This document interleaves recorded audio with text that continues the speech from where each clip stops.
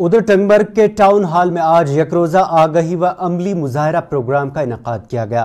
یہ programme civil defence Baramulla میں ضلع انتظامیہ کے اشتراک سے منعقد کیا، جس میں اسکولی طلبہ، مقامی چوکیدار و لمبردار اور لوگوں کی کثیر تعداد نے شرکت کی۔